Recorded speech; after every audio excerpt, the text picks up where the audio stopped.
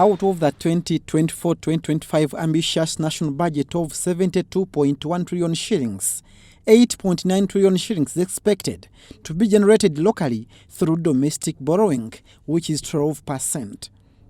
In this budget, government intends to acquire loans from local commercial banks and more from bilateral commercial lenders. What we see over the years in Uganda is that the appetite for borrowing internally in the internal economy is increasing.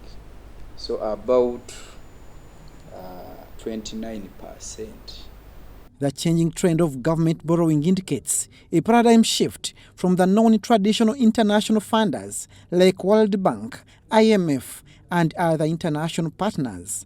We have seen that the government is now shifting towards commercial lenders.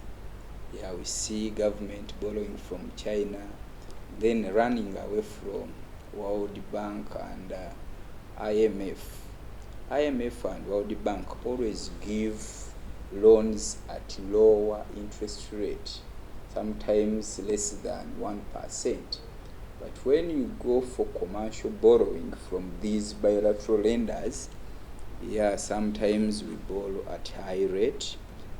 It has been established that local commercial banks have high appetite of lending government with limited conditions. So lenders, they look at the money. How much are you borrowing? Are you willing to accept this interest rate? If yes, then they give you their monies. So for commercial lenders, their motive is more on profit maximization. The strict monitoring from international lenders has also forced the government to change channels for the source of financial resources. But for World Bank and IMF, go beyond the money and look at other social aspects. How are you performing in terms of human rights? How is the political space in your country and the issues related to that? Yeah, they have different frameworks. How are you performing in terms of social protection, environment, and so many other stringents they attach to their monies? This will facilitate quick project implementation without overlapping into another financial year and ease government planning.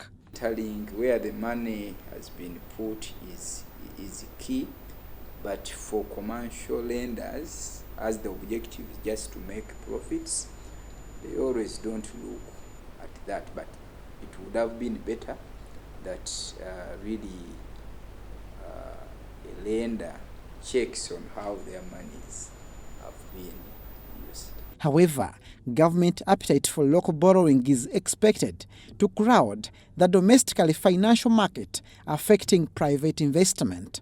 The challenge with domestic borrowing is that the government is going to compete with the private sector.